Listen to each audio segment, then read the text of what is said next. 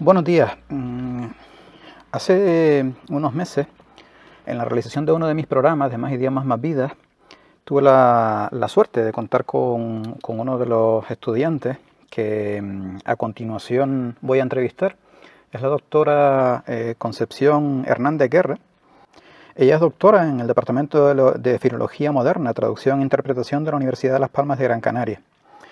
Y uno de los temas que realmente me resultaban bastante interesantes a la hora de comentar con ella, gracias a la experiencia que tiene de más de 30 años de impartir inglés en la universidad, era un poco comparar digamos, el método tradicional de la formación académica de un idioma con sus pros y sus contras, como suele suceder, y mi propio programa Más Idiomas, Más Vidas, ¿no? El ver la manera de encontrar puntos en común, en ver la forma también de complementar una formación con la otra. Y bueno, de eso sobre todo es de lo que trata esta conversación con ella, ¿no? Esta entrevista. En principio, bueno, esa era un poco la intención. Espero que una vez más que te resulte de interés, como todas las entrevistas que realizo con diferentes perfiles y con personas que al final pueden aportarnos bastante, ¿no? A la hora de motivarnos y a la hora de encauzar mejor la dirección que podemos tomar a la hora de aprender y de mejorar un idioma. Pues sin más demora, espero que te resulte de interés y te mando un saludo. Hasta pronto. Pues Conchi, muchas Perfecto. gracias por tu tiempo, que sé que estás súper liada. Y si quieres, bueno, para arrancar. Y además, recuerda que hoy va a ser la primera vez después de muchas sesiones que vas a hablar tú más que yo. En Si principio, por lo quieres, menos, vamos a ver, vamos a ver. sí. Nada, presentarte un poco a nivel profesional y demás, y ya arrancamos con el tema. Vale, bueno, yo soy profesora de inglés en la Universidad de Las Palmas de Gran Canaria. Yo estudié la carrera de filología inglesa en la Universidad de Granada en su momento, en el año 82. Y después de ahí, pues bueno, saqué las oposiciones a instituto, fui profesora de instituto 12 años y ya en los últimos años empecé con los cursos de doctorado, etcétera. En estos años también hice varias estancias en Inglaterra, pero sobre todo en los meses de verano, no estancia en el periodo lectivo porque no tenía esos permisos. Ya entonces, después de 12 años, entré en la universidad, a los 3 años leí la tesis y bueno, ya me he quedado en la universidad. Y a partir de ahí, sí es verdad que he hecho más estancias en el extranjero, he estado en Inglaterra varias veces, en Estados Unidos, eso como países de habla inglesa. Entonces, bueno, toda la vida se puede decir que la he dedicado a aprender y a enseñar inglés, porque uno nunca deja de aprender, siempre está también, pues ahora estoy leyendo una novela en versión original en inglés, las películas siempre en versión original, mirando esas palabras que uno no sabe, expresiones, tal, uno nunca deja de aprender. Pero también es cierto que soy docente vocacional. Yo tenía clarísimo desde pequeña que yo quería ser profesora, lo que no tenía claro era de qué. Entonces ya, pues poco a poco, con los años, pues me fui perfilando que lo que me gustaba era los idiomas. En ese momento en el colegio solo se estudiaba un idioma, que era inglés. Mm. Entonces, pues fue el que yo dije, pues bueno, pues voy a perfeccionar este. No, no se me ocurrió estudiar otro. Y aparte, en la universidad, cuando yo estudié, solo enseñaban un idioma. Entonces te apuntabas al idioma que tú querías. Y era uno solo. Ahora, por ejemplo, en la Universidad de Las Palmas, por ejemplo, todos los estudiantes estudian dos. Inglés y francés, o inglés chino, o si estudias traducción e interpretación, inglés francés o inglés alemán. Entonces, bueno, yo he dedicado mi vida también eso, a hacer cursos sobre docencia para enseñar nuevas técnicas, nuevas tecnologías, en fin, toda mi vida. Entonces, más o menos, ya son 33 años dando clase, uno más o menos ya pues tiene un recorrido, digamos, ¿no? Entonces, bueno, para empezar a hablar, hay una gran diferencia entre los estudiantes que estudian, por ejemplo, el grado en lenguas modernas, que es estudiantes que quieren aprender idiomas, tienen una motivación intrínseca, digamos, que los estudiantes, por ejemplo, que tengo yo en el grado de historia, que también en la universidad se da inglés en los distintos grados. menos veterinaria y ciencias del mar y educación física, que no han puesto inglés en ninguna de las asignaturas. Los demás tienen inglés o imparten alguna asignatura en inglés. Pero como digo, por ejemplo, el inglés que imparto en el grado de historia no tiene nada que ver la motivación del estudiante. Para el estudiante, ellos estudian historia, tienen una asignatura que es inglés académico y para ellos es una asignatura semestral que cuando la aprueben, pues qué bien, se quitan eso de encima. Y sí, son conscientes de que tendrán que leer bibliografía en inglés, que igual tienen que hacer alguna presentación en inglés, congresos o lo que sea, pero no lo ven como algo tan necesario o útil como Otras asignaturas. como por ejemplo los estudiantes de lenguas modernas. Entonces, hay una diferencia entre ese tipo de alumnado, pero aún así, el alumnado de lenguas modernas, que se supone que está muy motivado, yo noto que se ciñe mucho a lo que dice el profesor.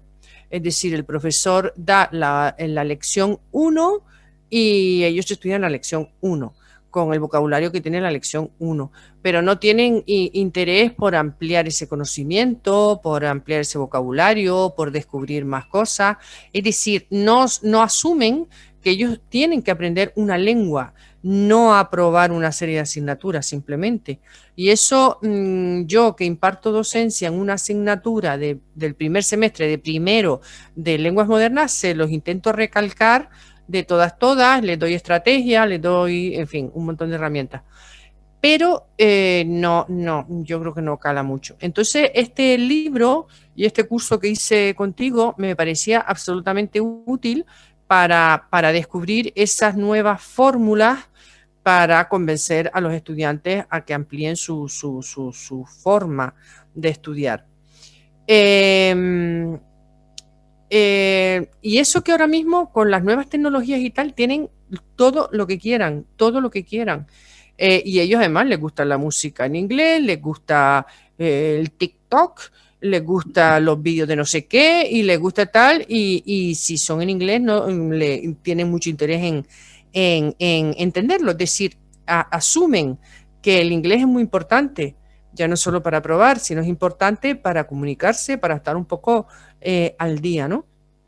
Eso sí, no leen la prensa en inglés, no leen la prensa extranjera, no leen literatura en inglés, es todo un poco lo que es más el día a día de lo que está más de moda en los estudiantes. Una pregunta, Conchi, dentro de ese colectivo, ¿vale? Me dices que unos tienen motivación, otros tienen un poquito menos, y de media, ¿qué porcentaje son los que tienen de nivel de inglés hablado un B2 o más elevado? O sea, que más o menos pueden hablar con una cierta fluidez. Desde luego, los alumnos que entran en primero se suponen que tienen un A2+, y en primero deben conseguir un B1. Es decir, el B2 lo conseguirían los de lenguas modernas que estudian idiomas, todas las asignaturas en inglés, lo conseguirían en tercero. Se supone que en cuarto deben acabar con un C1, pero no es lo mismo aprobar cuarto con un sobresaliente que con un aprobado, está claro. Y los de aprobados no tienen un C1, pero ni de broma, ¿no? Es más, algunos tienen un B1 plus y justito. Entonces, hay un problema importante en el aula de la universidad. Para mí, la ratio de estudiantes es imposible enseñar bien una lengua con 50 alumnos como tenemos en el aula, o 55 o bueno, o 40 que sean. Sigue siendo una barbaridad. Eso que las aulas están ya bien acondicionadas con su audio, sus vídeos, su tal, se oye muy bien, se ve muy bien y todo esto, pero no es suficiente. No se puede, para mí eso lo tengo clarísimo. Te iba a comentar, porque antes estabas hablando de uno de los temas que tocamos, bueno, yo creo que es el primero que tocamos, y de hecho fue lo que comentamos en la conferencia el otro día también con los alumnos tuyos, el tema de la motivación. Tú llevas un montón de años, ya no solamente los que llevas enseñando, que has dicho 33, sino anteriormente los que estuviste estudiando también en el colegio y en la universidad. ¿Cuál es tu motivación personal para, ya no solamente en inglés, porque además estás con el francés, y cuál es tu motivación desde el punto de vista docente después de toda esa experiencia, después de todos esos años? como pasa con cualquier cosa en la vida, con sus cosas positivas y sus cosas no tan positivas. Mi motivación, y espero que no decaiga, porque piensa que llevo 33 años trabajando. Yo tengo ahora 57 años, me queda 10 años de vida laboral, como mucho, ¿no? Es decir, que estoy ya en la recta final, pero la verdad es que la motivación no ha decaído. Y mi motivación es contagiar el entusiasmo por aprender a los estudiantes. Entonces intento dar clases amenas, intento dar recursos, intento ver que todo es como un descubrimiento, que todo es como una pequeña investigación donde cada uno tiene que ir descubriendo cosas, ¿no? Pero reconozco que el estudiante es muy pasivo. El estudiante le molesta eso, el estudiante lo que quiere, tú dame la lista de palabras y yo me aprendo la lista de palabras. No me vengas ahora con esta palabra que otro significado puede tener según el contexto o lo que sea. No me vengas con eso que me da trabajo. En el fondo yo noto bastante eso. Entonces todo es una cuestión no solo de motivación, que por supuesto, sino de madurez, por supuesto. Los alumnos de primero no son maduros.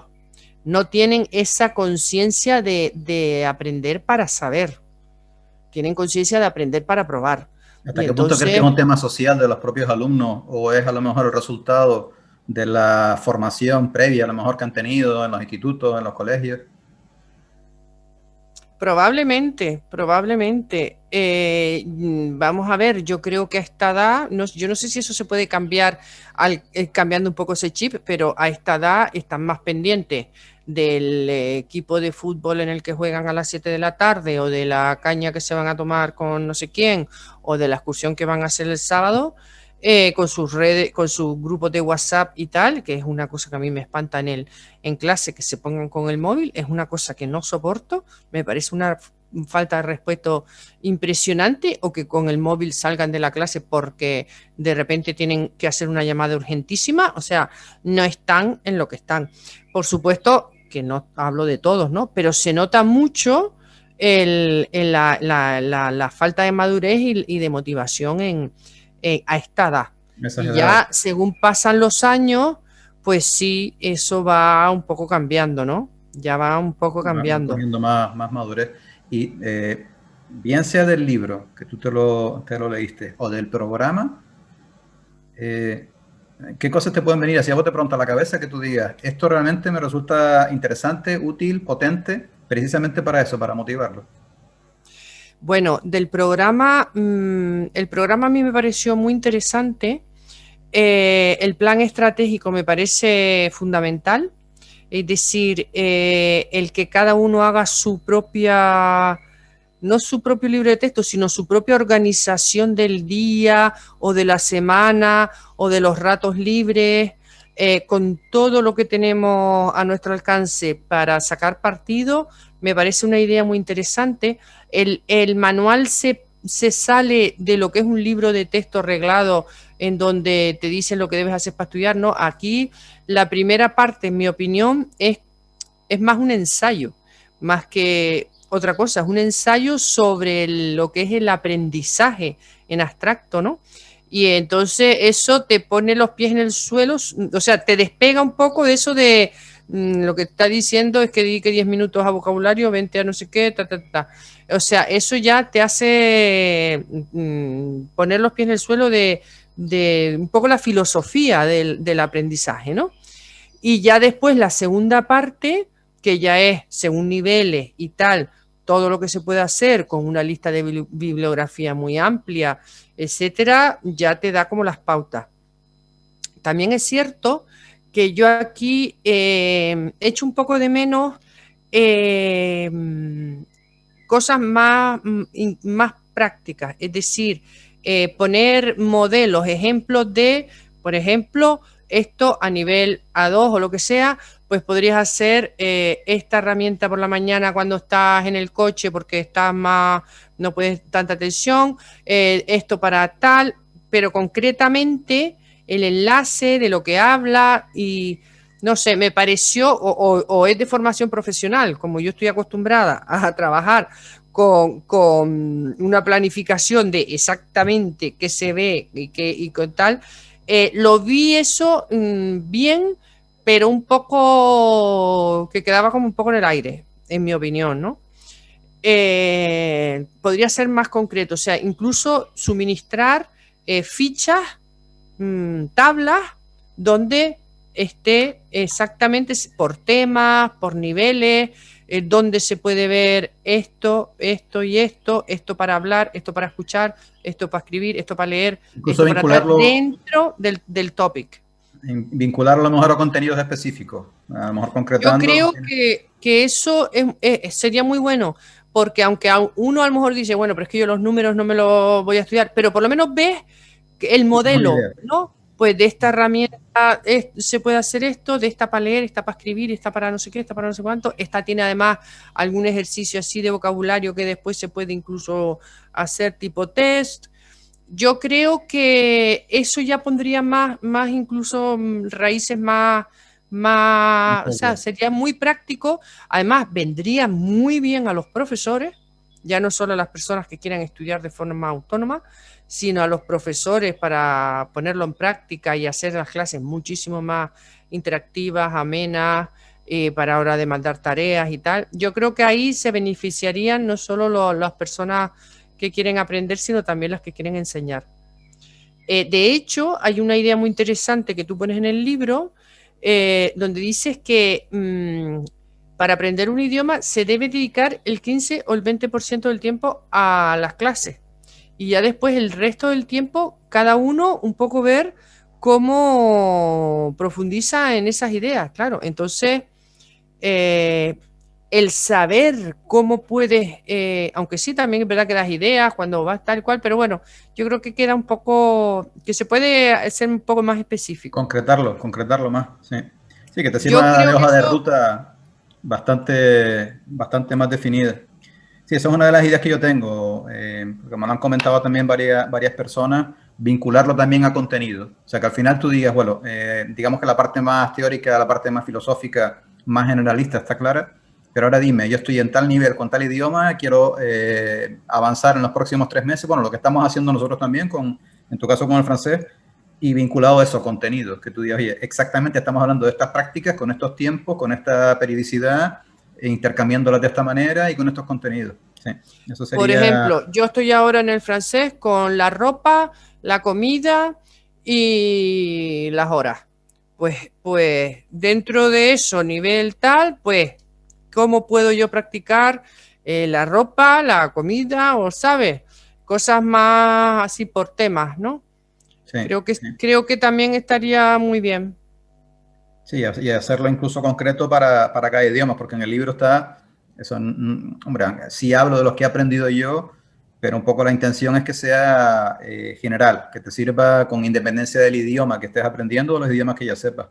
Mira, volviendo al tema de la universidad, tú antes comentabas, por ejemplo, efectivamente, enseñar un idioma a 40 o 50 personas a la vez es una tarea titánica y complicada. Pero ahora mismo, ¿qué cosas resaltarías de las ventajas que tenemos en la universidad en general, en España? ¿Y cuáles serían los inconvenientes? Y después, ¿qué cosas se te ocurren para mejorar eso, optimizarlo? O no sé, o a lo mejor también te lo comentaba, un cambio radical, ¿no? Yo muchas veces digo, sería, desde luego, desde el punto de vista de simplemente rentabilidad, yo sé que eso es una utopía, pero que se erradicara la formación tal cual se está dando en los sistemas públicos y se reorganizara de otra manera, para mí sería clave. Pero en principio, ¿cómo lo ves? ¿Cuál es tu opinión? Porque llevas un montón de años, tienes muchísima experiencia en ese sentido. Vamos a ver, fíjate que hay una diferencia enorme entre las lenguas en la universidad a las lenguas, por ejemplo, en el aula de idiomas, que pertenece a la universidad, pero tú sabes que ahí se apuntan los alumnos fuera de su horario de clase y es como de la escuela de idiomas, pero bueno, de la universidad. La docencia que se da ahí son grupos pequeños, ahí es muy interactiva, etcétera, etcétera. La escuela de idiomas yo no sé bien, porque yo estoy online y entonces no sé cómo se hace presencial, pero online tiene el gran fallo de que no hay comunicación, es decir, yo no hablo en francés nada, porque es que no hay tiempo. Y es un poco mucha gramática y mucho tal, pero ya después, yo porque soy profesora de lenguas y tengo un montón de compañeros de francés y entonces me aprovecho un poco de ellos, siempre les pido, ¿sabes? Que me den esa parte que me falta. Pero fíjate que incluso ahora, depende de dónde estudies idiomas, se hace de una forma o de otra. Y yo creo que depende también eso, porque en el aula de idiomas hay que pagar mucho dinero. Entonces tienes que dar una calidad que sea un plus con respecto a la escuela de idiomas, que es subvencionada completamente. Es decir, yo pagué 50 euros por todo el curso. O la universidad, que bueno, está dentro de una serie de asignaturas. Todas las asignaturas son en inglés, ¿no? La matrícula creo que es relativamente barata, pero son 50 alumnos en el aula. Entonces, eso es un poco decepcionante, como al final depende de la rentabilidad que le voy a sacar, pues doy más o menos calidad. Porque es que nosotros estamos aburridos de pedir de doble de las aulas, que en vez de ser grupos de 50 sean de 25 para poder, para lo que es lengua. Y bueno, y eso es no lo hemos conseguido en algunas clases, otras no, porque eso implica más profesores y al fin y al cabo es más dinero, ¿no? Entonces, todo al final depende en fin, el del negocio, porque tú vas a una academia privada y también, lógicamente, son muy pocos alumnos y todo muy interactivo y todo muy tal, que es al final lo que se busca. Pero yo no soy muy optimista con el futuro de la universidad en ese sentido, en el de las lenguas. Probablemente a lo que vayamos es a lo que es un poco el modelo americano, ¿no? Están las universidades y están los colleges. Las universidades son la élite, que pagas un dineral y entra poca gente, y después los colleges ya es un poco más donde no pueden entrar los mejores, ¿no? Entonces, ese es el modelo, pero yo dudo mucho que en España mejoremos en ese sentido. En España yo creo que es uno de los países que más gente estudia, más años inglés. Todo el mundo tiene ese propósito al principio de curso, todo el mundo se apunta en 27 cosas, se compra no sé cuántos libros, pero después no aprendemos inglés. ¿Tú te acuerdas del concepto del español no sabe inglés? El concepto del BIEP, ¿no? O sea, aquí en España el bucle infinito del eterno principiante es yo creo que una realidad ya endémica. Y eso que cada vez todo el mundo es más consciente de la importancia de saber idiomas, porque estamos cada vez más globalizados, más conectados, a todos nos encanta viajar al extranjero y nos damos cuenta de, jolines, qué falta me hace, y nos gusta las películas en versión original cada vez más, y cosas así, pero vuelvo a decir que es un poco lo que hablabas tú el otro día con los estudiantes, ¿no? La motivación y la constancia también. Hay que tenerlo claro, hay que tenerlo algo muy falla, claro. Conchi. O sea, lo que no puede ser es que para tú llegar a un nivel B1 de inglés, y casi te diría acercarte a lo mejor a un B2, lo puedes hacer perfectamente y lo puede hacer cualquier persona, no es un tema de necesitar unas facultades excepcionales en un año. Ahora la pregunta es, ¿por qué no lo conseguimos ni en 10 ni en 15? Porque no estás diciendo, bueno, el sistema no funciona muy bien porque tardamos 2, 3 veces más. Es que no son 2, 3 veces más. Es que es interminable. O sea, realmente es un bucle infinito. Porque yo estoy seguro que si lo prolongaras otros 10 años más, seguirías en un B1. Es más, no saldrías de esa incapacidad de comunicarte. O sea, yo he conocido muy poca gente en España que hable inglés con una cierta fluidez. Tampoco se trata de que tengan un C1 a lo mejor, y la gente evidentemente que lo habla bien, suele ser por algún vínculo familiar o por alguna situación personal, que a lo mejor pues tuvieron que estar un tiempo en ese país o la pareja es de fuera, pero salvo esas personas que por temas vitales están vinculados al idioma de una manera más directa, el resto de gente que tú digas, bueno, algo normal, como puede pasar a lo mejor, bueno, ya si te vas a los países escandinavos, estás casi en el otro extremo, que la mayoría de la gente a tu alrededor ya no te digo que sean bilingües, pero por lo menos que hablen otra lengua con una cierta fluidez, aquí, y además, es que ni siquiera, yo el tiempo que estuve trabajando en Madrid y en Barcelona, ni siquiera que te vayas a las grandes capitales, donde a lo mejor puedes pensar, bueno, ahí se concentra igual un poco más, un colectivo más preparado y a lo mejor ahí sí te encuentras gente con ese nivel. Tampoco. Entonces, Pero es que, es fíjate que preocupante. ha sido también un proceso. Es decir, en Dinamarca todas las películas están en versión original porque debe ser que les sale muy caro estar doblando porque es un país muy pequeño. Entonces ahí la señora que te atiende en el supermercado habla un inglés más que aceptable, más que aceptable. Ponte tú aquí con Sí, una más cajera a hablar en aceptable. inglés. Sí. Eh, eh, pero tú piensas que yo recuerdo cuando yo estudié COU, el inglés no entraba ahora se La llama EBAU, selectividad. La en la selectividad. PAU, ¿no? No me acuerdo ahora cómo se llamaba para nosotros. No entraba el inglés, es decir, no se le daba importancia al inglés. Y entonces, como el inglés no entraba en la BAU, la asignatura de inglés era una María en el colegio. Sí. Y entonces eso es también una cuestión de mentalidad. Yo recuerdo escuchar a personas adultas, a lo mejor de la edad de mi padre, decir, ¿y para qué vamos a aprender inglés si son los ingleses los que tienen que aprender español? O sea, ahí cambiar eso no se hace de un día para otro, son décadas y décadas y décadas. Sí. Y a lo mejor nuestros hijos tienen otro concepto, pero tampoco entonces tienen los medios. Es decir, la inmersión no tendría que solo ser de ellos con los cascos cuando van por la calle con esto y lo otro, sino, pues ya te digo, en el cine, en la tele, Pero la realidad, tú acabas de decir, no tienen los medios. La realidad, y es al final la base de todo el programa, es que hoy ya se puede aprender un idioma en tu casa prácticamente sin gastarte nada. O si quieres no te gastas nada. Bueno, a lo mejor vale, te gastas el ordenador y la conexión a internet, pero directamente con el idioma no tendrías por qué invertir un solo euro. Y bueno, conozco unos cuantos políglotas que han aprendido en su país natal y apenas han viajado a los sitios de los que hablan el idioma. O sea, la realidad está ahí. Yo te iba a preguntar, y eso es una de las cosas también que yo comento en el programa, está claro que el rol del profesor en el sentido tradicional es importante, como transmisor del conocimiento. Pero ¿hasta qué punto crees tú que puede ser también clave manteniendo el sistema tal y como está? Porque claro, cambiar eso es muy difícil. Efectivamente, estamos hablando de un tema político y, en fin, eso es complicado. Y un tema cultural, que tarda todavía mucho más en modificarse.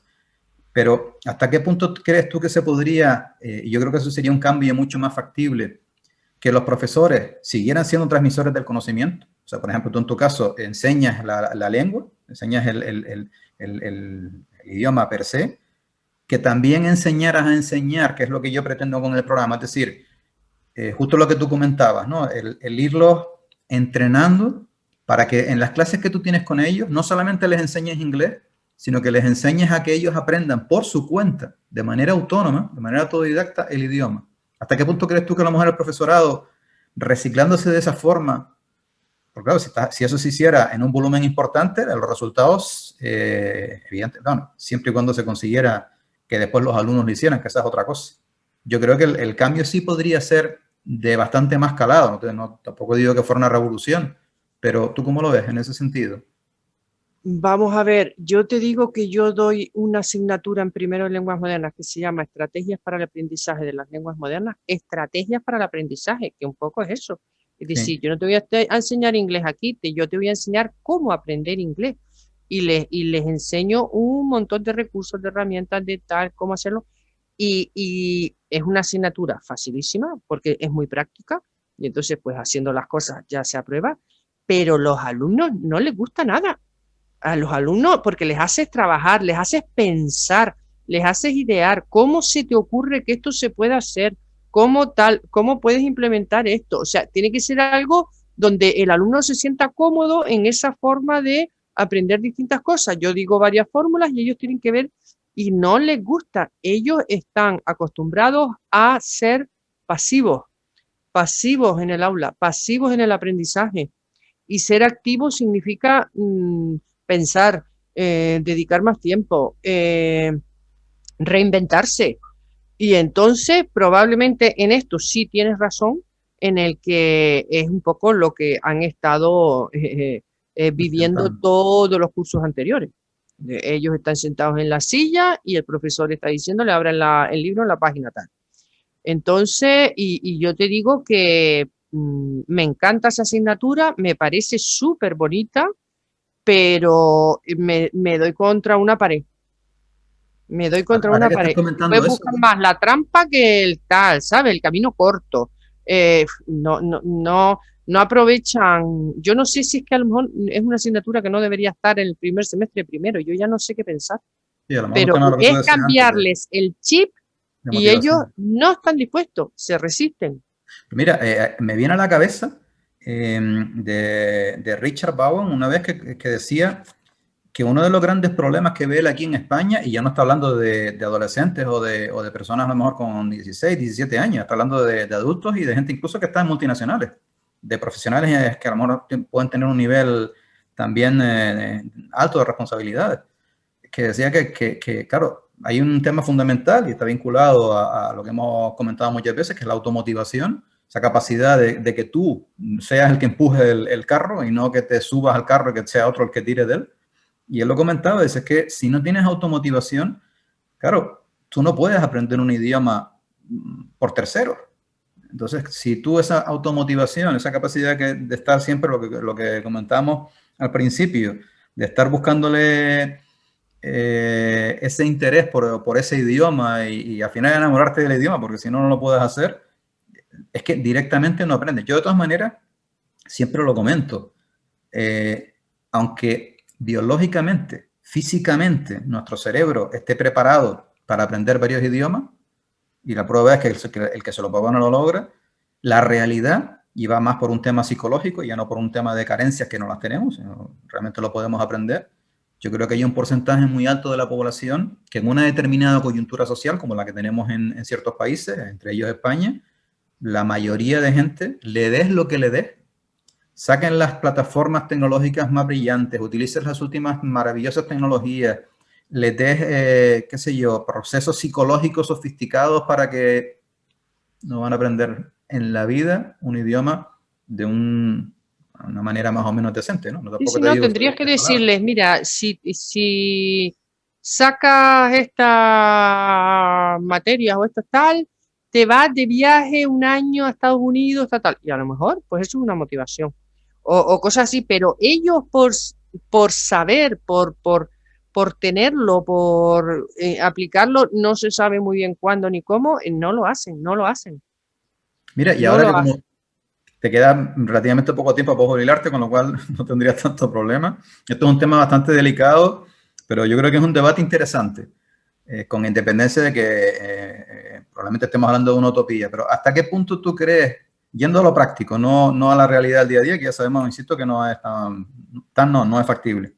¿Hasta qué punto tú crees que sería mejor erradicar completamente la enseñanza de idiomas en los sistemas públicos o en los privados, donde también hay un montón de gente en las aulas?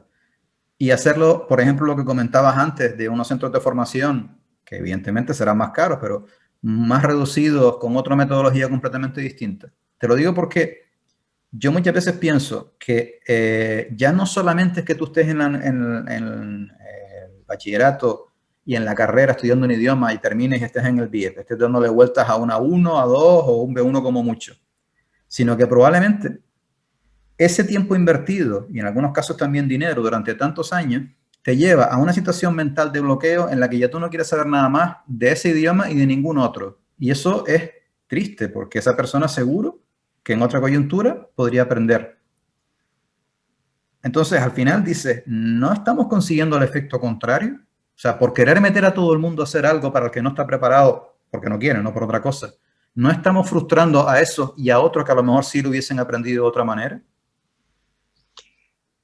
Yo lo que veo, o sea, quitar los idiomas del colegio y dejarlo un poco fuera tal, yo creo que sería peor, porque no irían todos a estudiar idiomas, al final aprenderían muchos menos estudiantes y no sé si realmente eso llegaría más a buen puerto. Yo creo que una muy buena opción, que además yo me acuerdo que a mi hija la mayor la puse un año los sábados y tal, es las actividades que ellas les guste hacer fuera de clase, deportiva, de música, de pintura, de lo que sea, en inglés. Entonces están haciendo algo que les gusta, pero todas las instrucciones y todo lo están escuchando en inglés. Por narices tienes que entender a tu entrenador o a quien sea, ¿no? Y entonces, y viendo fila de no sé qué, pues ves a todos haciendo la fila, tú al final sabes qué tal es fila, ¿no? Yo creo que eso es una forma mucho más entretenida de aprender. Y después, claro, pues eso, y excursiones o no sé qué, y ya pues ese monitor o ese profesor aprovechar para, pues, yo qué sé, hablar de los árboles, flores y no sé qué, o si están en el campo, o hablar de casa, silla, mesa y tal, si están en lo que sea, ¿no? Tienen ellos que sentir que no es una hora o un rato de clase de otra asignatura como matemática, como tal cual, sino que es algo que es como hablar en tu propia lengua, ¿no? Es decir, y ahí estás hablando de la inmersión. Ahí lo que estás diciendo es paro el sistema tradicional, que ya sabemos que no funciona, y me voy al método que sabemos que funciona, que más o menos como aprendemos de niños, viviendo el idioma. Al final es simplemente vives el idioma, en este caso haciendo una cosa que te gusta. Te pregunto entonces por otro lado, evidentemente esto es un tema de recursos y un tema de dinero, porque todo eso cuesta, pero hay millones de actividades que tú haces en el colegio o en la universidad, millones de cosas que puedes hacer, muchas de ellas fuera de las aulas, pero algunas también dentro de las aulas. Por ejemplo, tú dices, bueno, hoy la clase es todo en inglés, pones un vídeo y ustedes debaten, para que ellos tengan que esforzarse, si no les quede otra, primero que lo tengan que escuchar, tú después le puedes indicar, al profesor le puede dar indicaciones al respecto, y después ellos tienen que debatir entre ellos con respecto a lo que han visto en ese idioma. Eso, a ver, evidentemente, con 50 personas ya empiezas mal, pero bueno, a lo mejor puedes ir haciéndolo por grupos pequeños. Hay 40 que están pasivamente escuchando, algo estarán cogiendo, y a lo mejor ese día les toca a un grupo de, yo qué sé, de 5 de 10. O sea, intentas llevar, como ya sabemos, eso no tiene mayor ciencia, cómo aprendemos realmente un idioma al aula, que es lo que hacen muchos centros de formación. Tampoco estamos aquí inventando la rueda. Lo que pasa es que efectivamente el primer problema con el que te tropieza es la cantidad de personas y la falta de recursos, y después lo que tú dices. Yo no sé cómo será eso cuando el alumno está en una situación completamente pasiva. O sea, tú por mucho que le pongas, a lo mejor el tipo directamente no abre el hocico en toda la clase y no se olvida. Yo, por ejemplo, hago una actividad que yo creo que les gusta mucho, y es que a principio las asignaturas son semestrales, ¿no? A principio del semestre ellos tienen que elegir una novela de 200 páginas, no puede ser menos, no puede ser un cuentito, 200, 250 páginas, y tienen el semestre entero para leerla. En inglés, lógicamente. Y entonces la última semana, las 2 últimas semanas, cuando ellos ya se supone que la han tenido que leer entera, hago una serie de actividades, y una, por ejemplo, los pongo en grupos de 3 o 4 personas, y cada uno tiene que resumir su novela en 3 minutos a los otros. Y entonces decir, bueno, de qué va la historia y por qué le pareció interesante y tal. Y así cada uno. Y entonces primero resume tu historia, y los demás pueden hacerte preguntas sobre si no entienden por qué ha pasado esto, lo otro, de los personajes y tal. Y así con cada uno, ¿no? Cada uno va resumiendo la suya y explicándolo a los demás, lo que tal, y todos van preguntando. Y esa actividad, por ejemplo, les encanta, porque claro, se empiezan a interesar por otras historias. Además, las novelas elegidas por ellos, que sean juveniles, que a ellos les guste. Yo ahí no les impongo cosas raras que después no les gusta leer. Hombre, también es verdad que les digo que no vale Harry Potter y cosas así, es decir, no vale tampoco cosas de niños y chicos, ¿no? Eso no tiene 200 páginas. Pero tampoco historias ahí de magos y tal, ¿sabes lo que digo? Bueno, aunque a ellos les encanta la ciencia ficción, me he dado cuenta que lo más que leen es ciencia ficción, pero bueno. El caso es que esa actividad, por ejemplo, les gusta mucho, e incluso me dicen, es que me he animado a leer la que leyó esta persona porque me parece el tema interesante. Y después voy mezclando los grupos, y al final todos hablan y preguntan y escuchan de historias que se supone que son interesantes para ellos, porque... Eso me parece súper interesante porque estás intentando que ellos se suelten a hablar, que es clave. Yo te pregunto, claro, estás hablando primero de que se lo tienen que leer, me has dicho de un semestre. Si a lo mejor el resumen lo hacen de 3 o 4 minutos, vale, serán esos 3 o 4 minutos en los que puedan hablar entre ellos. En el plazo de 6 meses es poco tiempo el que pueden hablar, o sea, igual no pasa de 1 hora.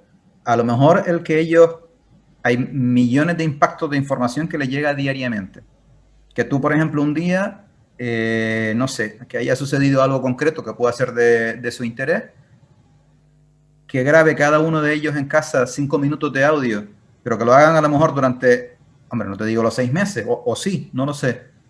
Y que después, claro, para el profesor es un marrón, porque estar escuchando 5 minutos de 50 personas, te vas a pegar ahí unas cuantas horas de trabajo. Y eso sí lo tienes que hacer además 2 o 3 veces a la semana, en fin. Pero ahí estás con esa misma idea que tú comentabas de la novela, intentando multiplicarla muchísimo más en el tiempo. O sea, eso se suele hacer, que el alumno en casa se grabe a sí mismo, que además a él le resulta útil, porque es una de las prácticas también que comentamos, que tú puedas cotejar tu pronunciación con la del inglés original, pero bueno, en este caso no lo puede cotejar, puesto que nadie se lo va a leer o nadie lo va a decir en el idioma, porque se lo está inventando él y tal cual lo está repitiendo en este caso en inglés. Pero a lo mejor que ellos se acostumbren a forzarse primero a asimilar algo, después evidentemente no les va a quedar otra que traducirlo mentalmente o en el papel y después grabarse a sí mismo. Por a mí me parecería una práctica dentro de lo que estamos hablando, dentro de la coyuntura de la universidad con tantos alumnos, que sería potente, porque además los estás pinchando para que ellos en fin, se involucren un poco, ¿no? Y se motiven también al hacerlo. Lo de grabar, yo sinceramente no lo he hecho porque después tendría que escuchar esas grabaciones cuando también los tengo en el aula. Es decir, pues para escuchar las grabaciones fuera del aula, les escucho dentro del aula. Yo lo que sí hago, por ejemplo, en Campus Virtual, que es la plataforma que tenemos, abro foros, por ejemplo, ahora con los de historia abrí un foro y para practicar el vocabulario que tiene que ver con pintura, arquitectura y escultura, pues les digo que pongan una foto de una pintura o de una escultura, la que ellos quieren, y que la describan utilizando pues los materiales con que está hecho esa escultura, qué herramientas se utilizan para tal, y después que hagan una descripción de lo que sea, ¿no? Pero claro, por escrito. Pero eso sí es verdad que lo pueden ver, yo lo corrijo, eso sí los corrijo todo, la gramática, si hay algún error grande y tal, pero lo pueden ver todo. Y entonces una forma también de ver todo el vocabulario que puede ver según qué pintura o según qué estilo, según qué tal. Eso, por ejemplo, sí lo hago y lo tienen ellos todo el semestre ahí para revisarlo y lógicamente después también lo pregunto en el examen. Esta plataforma no admite grabaciones, que yo sepa, o sea, grabar. Si no, yo creo que también lo haría, pero más como un repositorio para que ellos mismos también lo tengan, como que yo llevármelo al despacho y ponerme a escuchar y ¿qué hago? Corregir y después devolvérselo. Es imposible, no hay tiempo para tanto. Ya lo hago con algunos ejercicios escritos y tal, pero si encima con audio, que va, no hay tiempo. No, yo no podría, vamos. Es que son demasiados alumnos, es que es una Son tarea demasiados alumnos titánica. con unos niveles dispares, porque ahí hay alumnos muy buenos que vienen de colegio bilingüe y alumnos que sacaron un 5, si es que sacaron un 5 en inglés en la EBAU. Es decir, no saben nada, pero nada. Y yo digo, esta persona, ¿cómo ha estudiado 12 años inglés y no sabe poner un sujeto, verbo, objeto en un tiempo verbal bien puesto? O sea, Imagínate la frustración que tendrá esa persona, concho, de haber invertido todo ese tiempo. El tipo pensará que a lo mejor es un poco cortito porque no ha avanzado, que seguro que no lo es. O la mayoría de los casos seguro que no lo son. Tienes ahí lo que yo te comentaba antes, o sea, casi te estás yendo al otro lado, ¿no? De la desmotivación. Yo te lo comentaba lo de las grabaciones en casa porque, claro, el tiempo es súper limitado. O sea, si estás hablando a lo mejor de 3 clases a la semana de 1 hora, pues si eso lo divides entre 50 personas, Pues está hablando, no sé, de 3 minutos por persona, 4 minutos por persona. Eso en una semana, vamos, no hay idioma que se aprenda, por muy dotado que sea, con esos tiempos. El que ellos se comprometan a trabajar, porque claro, todo depende de lo que se esté buscando. Al final, uno de los problemas del BIE, cuando yo lo comento, del bucle infinito del eterno principiante, es que es sencillo. Si tú lo que se te va olvidando de lo que has aprendido es más de lo que tú vas memorizando y lo que vas aprendiendo, al final nunca vas a aprender un idioma, porque casi te diría que es un proceso de involución. O sea, lo poco que en un momento determinado pudiste aprender, lo vas olvidando cada vez más. Entonces, o dicho de otra manera, con independencia de que después haya gente que te lo intente vender así, si tú no le dedicas media hora al día a aprender inglés, real, media hora del alumno, no que esté pasivamente en una clase, sino que él esté trabajando, estudiando vocabulario, leyendo algo, grabándose en una conversación o viendo una película, un documental serio en condiciones, si eso no lo haces durante media hora al día, a ver, te puede pasar 10, sí, pero te puede pasar 10, 20, 30. O sea, no vas a salir nunca de ahí porque se te está olvidando más rápido lo que tú estás memorizando. Entonces, es Por eso imposible. te digo, incluso leyendo una novela, pues ya estás practicando. Viendo la película en versión original, aunque le pongas subtítulos, ya estás practicando. Pero no le dan importancia. O sea, hay gente que no considera, o sea, que les parece más trabajo que otra cosa. Empezando, por ejemplo, por mis hijas, y mira que yo se lo he inculcado por activa y por pasiva. Mis hijas necesitaban tener el B1 y se pusieron a tope, sacaron el B1 fuera inglés. Para nada Qué pena, ¿eh? lo practican. Entonces, ¿qué te voy a decir? O sea, no lo asumen como Tú, algo que se tiene ahí. o sea, ¿cuáles son las cosas que les transmites? Porque lo habrás hecho millones de veces, seguro. Eh, ¿Qué crees tú que son no importantes, claves, fundamentales para que esas personas más jóvenes o ya cuando estén en los últimos años de la carrera se vuelquen a la hora de aprender inglés? Yo siempre digo lo mismo. O sea, yo estuve 7 años estudiando ingeniería, en aquella época que era los 6 años y el proyecto. Y hubo dos cosas que no aprendí en la carrera, que han sido de lejos lo que más utilidad le he sacado desde el punto de vista profesional, personal también, pero desde el punto de vista profesional. Uno fue aprender a escribir a máquina, porque fíjate si no escribimos y no pasamos horas con el ordenador. Y la otra, evidentemente, fue aprender inglés. Ninguna de esas dos cosas eran parte de la carrera. Sí es cierto que al final teníamos alguna asignatura en inglés, pero bueno, eso fue una cosa puntual de última hora, como quien dice. ¿Tú qué intentas transmitirles o por dónde intentas engancharlos para que digan, bueno, estoy en una situación ideal?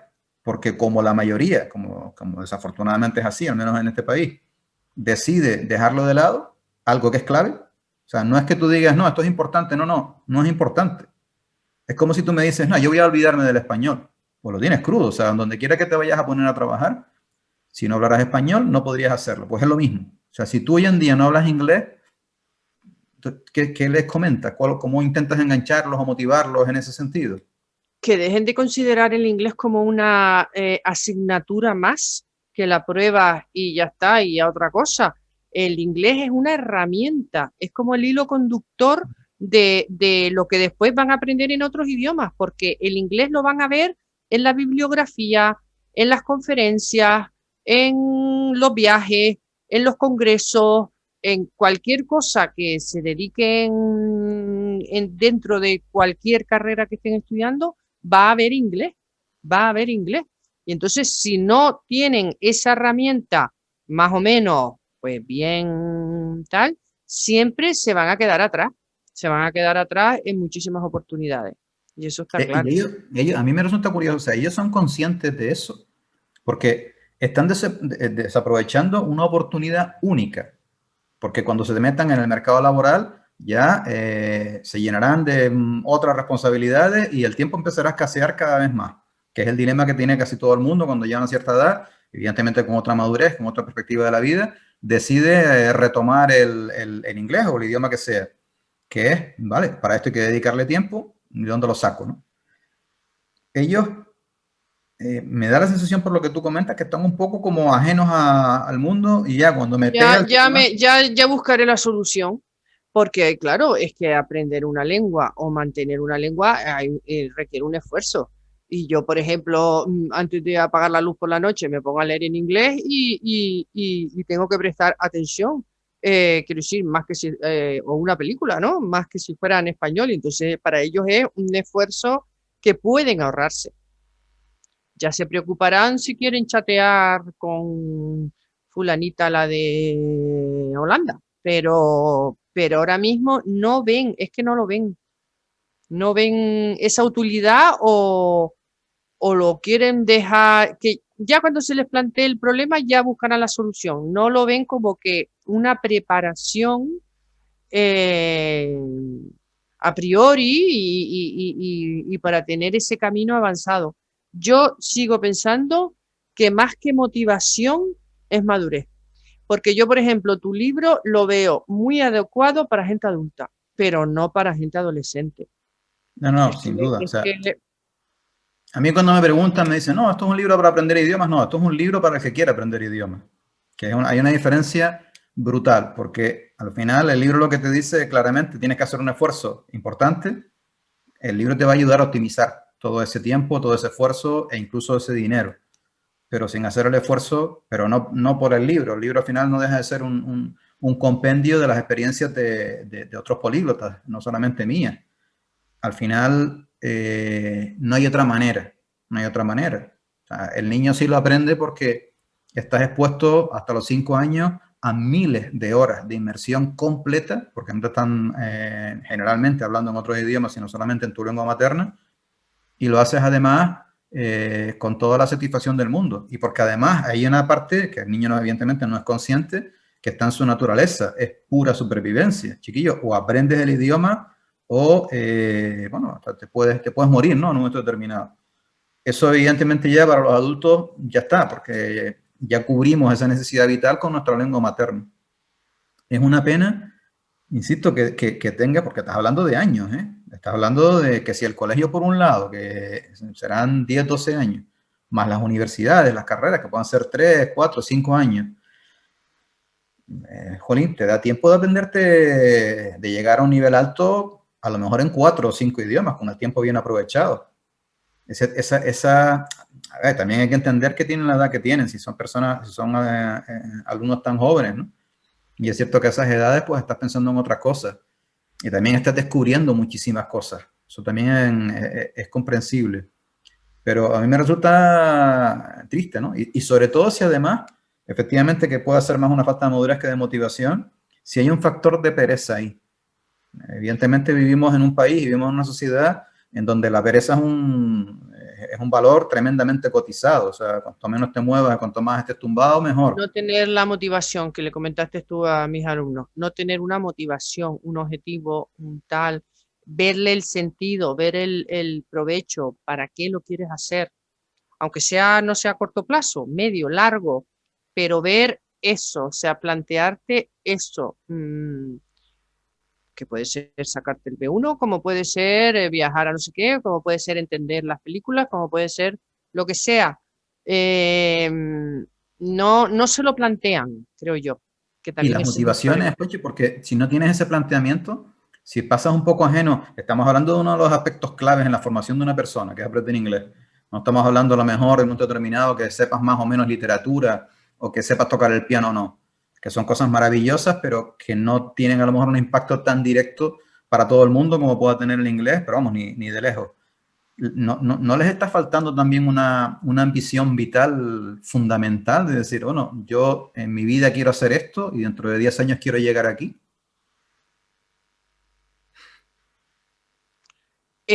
Mira, yo te pongo un ejemplo. Mi hija la mayor estudió la carrera en Madrid, la carrera de economía. Y bien, ¿no? Bien, normal. Le fue bien, pero después empezó a hacer un máster que era de comercio exterior, Ujú. subvencionado por el Ministerio de Economía y Hacienda. Era un máster muy bueno que había que entrar con unas pruebas y tal, porque es subvencionado, entonces entraba solo las personas con muy buenas notas y con y hacían unos test de estos de inteligencia, no sé qué, o sea, era un máster muy selectivo. Pues ahí ella fue donde se transformó, porque estaba con compañeros súper competitivos, en el buen sentido de la palabra, porque después se apoyaban mucho cuando era trabajo en equipo, en grupo y tal, y también unos compañeros con unas perspectivas laborales, pero bueno, allá arriba, de nada de me voy a quedar en la empresa de la esquina, yo me voy a Estados Unidos, me voy a Japón o me voy a donde me llamen, donde sea, si es con lo que yo quiero hacer. Y eso yo me di cuenta que a ella ella cambió, a Eso fue ella en le abrió Madrid. los ojos mucho. En Madrid En fue. Madrid fue, en Madrid. Y después tenía un año de práctica cuando acabó el máster y ella eligió Brasil porque quería un país emergente, porque así decía que había más, pues más cosas que hacer, ¿no? Que se podía poner en práctica todo lo aprendido y tal. Y se fue a Brasil un año, ahí a Sao Paulo y tal. Pero que yo creo que el máster ese, los compañeros que tuvo, probablemente los profesores también animarían, yo no sé, pero ella de lo que me hablaba sobre todo era de las perspectivas laborales que tenían los compañeros, que ella nunca se hubiera planteado. Y eso ella también le hizo abrir los ojos y decir, ¿y por qué no? Hay una cosa que tú recordarás en el libro que yo, otro de los fundamentos, otra de las claves, que es el entorno. Por eso, en el centro de Europa, en los países escandinavos, tú vas un poco, aunque no tengas a lo mejor demasiada motivación, lo que está a tu alrededor te va empujando a aprender el idioma. Tú lo estás comentando ahora en el caso de tu hija a nivel profesional, a tener más ambiciones y a ampliar tu horizonte de perspectiva, que es lo que yo creo que también falta en la universidad. Cuando tú estás metido en un aula donde tienes a tu alrededor otros 49 personas que están igual de apáticos que tú, y sales de ahí y tienes otros 2000 tíos también en una situación similar, dices, bueno, Espera, estoy en una videoconferencia, ahora voy. ¿a Perdón. dónde vamos, no? En una situación así. Yo creo que ese es otro de los aspectos, ahora que mencionabas eso, vamos, fundamentales a la hora de aprender inglés. Y es una de las cosas que trabajamos en el programa. O sea, aprende a crear tu propio entorno. Búscate amistades que tengan interés en aprender el idioma. Intenta hacerte amigos fuera que te vengan y te ayuden a practicar y que tú te puedas ir a visitarlos a ellos. En fin, hay millones de cosas que se pueden hacer. Y poner el listón alto, poner el listón alto. Eso Sí, requiere también un esfuerzo de superación, de tal, sí. pero es lo que hay que intentar. Lo hace que cómo se inculca eso. Depende mucho tu familia, lo que ves en tu casa, en fin, depende muchas cosas. Hombre, al final pasa por un tema, efectivamente. O sea, arrancas en el entorno más próximo y después ya lo vas extrapolando a un tema ya de la sociedad. Y ahí es lo que hace que efectivamente, bueno, pues haya países que sean muchísimo más competitivos que otros y otros países que estén completamente dormidos, ¿no? Y no saldrán de la pobreza ni en 2 siglos. Mm. Sí, es un tema importante, pero claro, hoy en día, volvemos a lo que comentábamos al principio con la tecnología, tú no necesitas tampoco demasiados recursos, si no los tienes, si los tienes, fantástico, para a lo mejor empezar a contactar con ese entorno que te aupe, que te mueva a hacer cosas acorde con el potencial que esa Es persona puede creértelo. tener. En primer lugar, es creértelo. Cuando tú te lo crees, tú tienes todos los medios. Sí, los Es medios tú van decir, apareciendo. exacto, es tú decir, yo tengo este objetivo y yo lo voy a conseguir, y entonces tienes medios y tienes gente y tienes herramientas y tienes muchos recursos. Sí, muchas Pero claro, posibilidades. ahí está también un poco la diferencia. Mm. Conchi, la verdad que ha sido un rato que se ha ido volando porque ya nos hemos comido la hora. La verdad es que sí, Yo la creo que verdad es que sí, muy agradable, sí, sí, sí. hemos tocado temas muy, muy interesantes. Esto es como siempre, uno hace el esfuerzo para intentar cambiar todo para que se quede como estaba. Pero bueno, yo sobre todo, el que era lo que te comentaba, quien quiera que escuche esta conversación le sirva, precisamente, aunque sea un poquito, para que ese entorno mejore y para que ese entorno se vaya cargando eso, de más motivación, en este caso a la hora de aprender inglés o cualquier otro idioma, ¿no? Yo sé que lo hemos circunscrito a nuestro país, a la cultura a lo mejor más de la universidad pública, Pero bueno, yo creo que aunque nos movamos en otros países con otros sistemas educativos diferentes, siempre se cogen ideas y recortes y bueno, conocer también cómo funcionan en otros sitios, ¿no? Por si hay alguien que lo viera de otro país, ¿no? Distinto. Sí, sin duda. Puede comparar también. Exacto, saber un poco lo que se cuecen por estos lares, ¿no? Este maravilloso país que tenemos. Pues Conchi, muchísimas gracias y nada, seguimos en contacto, a ver si vamos ahí empujando un poquito al personal Sí, para que sí, aprenda inglés. poco a poco.